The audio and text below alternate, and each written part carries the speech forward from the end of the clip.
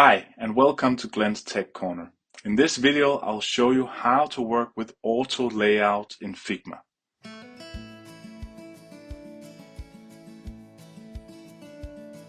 I'll show you a lot of different ways how I usually work with auto layout, and hopefully it can inspire you on how you can use it to become more efficient when working in Figma. Let's get started.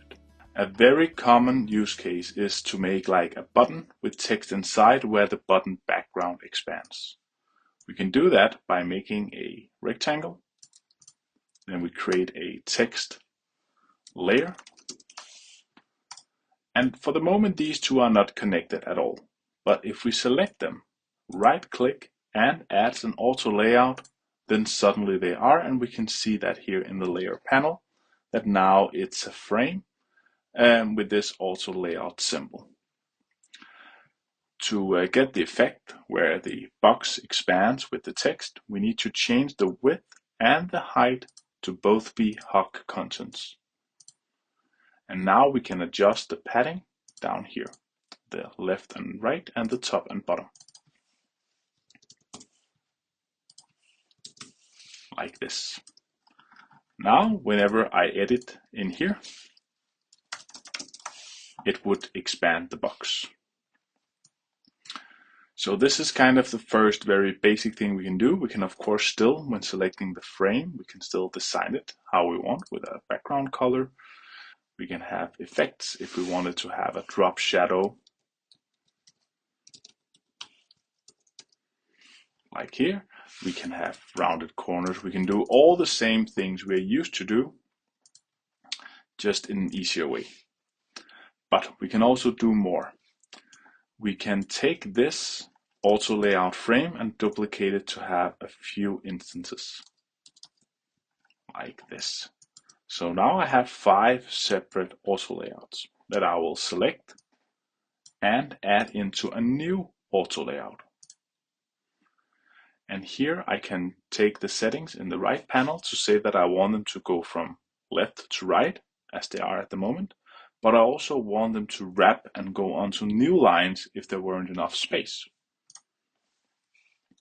Now if I took this outer frame and changed the width, then they would jump down when there ain't space for more.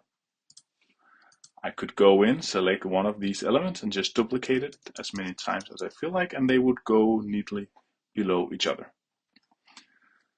We can of course still change the text because the previous made auto layout still works. And then they would jump up whenever there's space for them. But we can do even more with auto layouts. If we also wanted a background behind these tags or buttons, we can make a rectangle, then we place it behind our main auto layout, select these two and do the same. Add auto layout.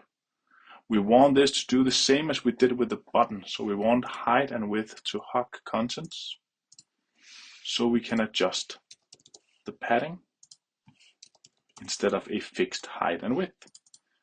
Now, when adding more buttons in here, this will expand. And we can do this as many times as we feel like. I could also duplicate this whole thing, put it below.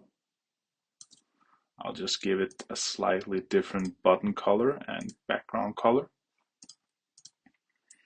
so it's easier to differentiate them. And then we take these two big auto layout segments and add them into a new auto layout. Now, whenever I would add buttons in here and it would expand, it would also push this one down. So this makes it super easy to make mock-ups, app designs, website designs, templates for social media, and much, much more. So this is how I work with auto layout, and I hope it can help you be even more efficient in Figma. Thank you so much for watching.